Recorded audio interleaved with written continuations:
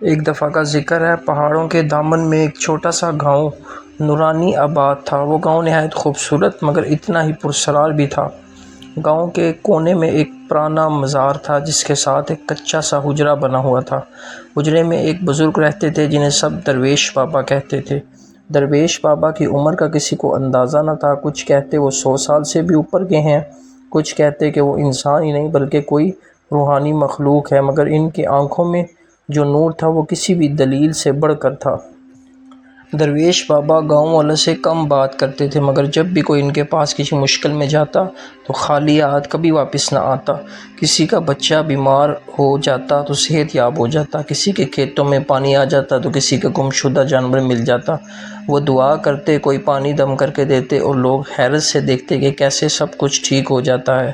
ان کے بارے میں مشہور تھا کہ وہ ہر رات ایک خاص وقت پر جنگل کی طرف نکل جاتے ہیں اور صبح فجر سے پہلے واپس آ جاتے ہیں۔ کسی کو بھی معلوم نہ تھا کہ وہ وہاں کیا کرتے ہیں۔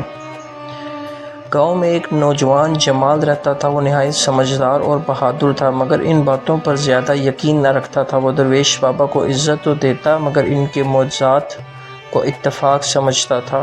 ایک دن جمال کا چھوٹا بھائی سخت بیمار ہو گیا۔ گاؤں کے حکیم نے ہاتھ کھڑے کر دیے۔ جمال کی ماں نے کہا، بیٹا درویش بابا کے پاس جا، شاید اللہ ان کی دعا سے شفا یاب کر دے۔ جمال حیران ہو گیا مگر ماں کے اصرار پر وہ درویش بابا کے حجرے پر گیا۔ بابا جی خاموشی سے اسے دیکھتے رہے، پھر اندر سے ایک چھوٹا سا پیالہ نکالا، اس میں پانی ڈالا، کچھ آیات قرآن پاک کی پڑھی اور جمال کو دیا۔ یہ پانی اپنے بھائی کو پلاؤ، اللہ بہت مہربان ہے۔ جمال نے شک کے ساتھ پانی لیا۔ جب اس نے وہ پانی اپنے بھائی کو پلایا تو کچھ ہی دیر بعد وہ لڑکا سکون سے سو گیا اور صبح وہ بالکل تندرست اٹھا۔ جمال حیران تھا، اب اس کا دل چاہنے لگا کہ وہ جان سکے کہ درویش بابا کی حقیقت کیا ہے۔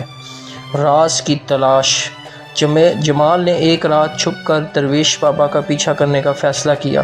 جب رات کے آخری پہر درویش بابا حجرے سے نکلے تو جمال خاموشی سے ان کے پیچھے چلنے لگا۔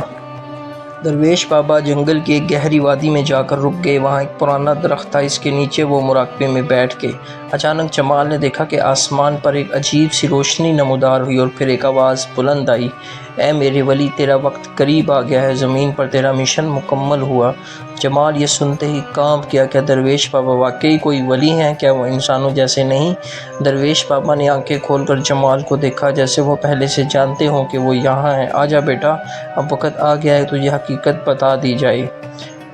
درویش بابا کی حقیقت۔ بابا جی نے بتایا کہ وہ بچپن ہی میں ایک روحانی بزرگ کے ہاتھوں تربیت یافتہ ہوئے۔ انہوں نے دنیاوی زندگی چھوڑ دی، اپنے آپ کو اللہ کے ذکر میں لگا دیا۔ ان کا علم، ان کا نور سب روحانی محنت کا نتیجہ تھا۔ بیٹا، دنیا میں ہر چیز ظاہری آنکھ سے نہیں دیکھی جا سکتی، کچھ سچائیاں صرف دل کی آنکھ سے دیکھی جاتی ہیں۔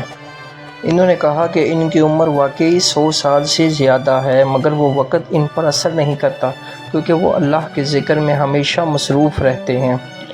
اب میں جا رہا ہوں مگر یہ علم تمہیں سونپ رہا ہوں، مگر یاد رکھنا علم طاقت ہے اور طاقت کے ساتھ ذمہ داری آتی ہے۔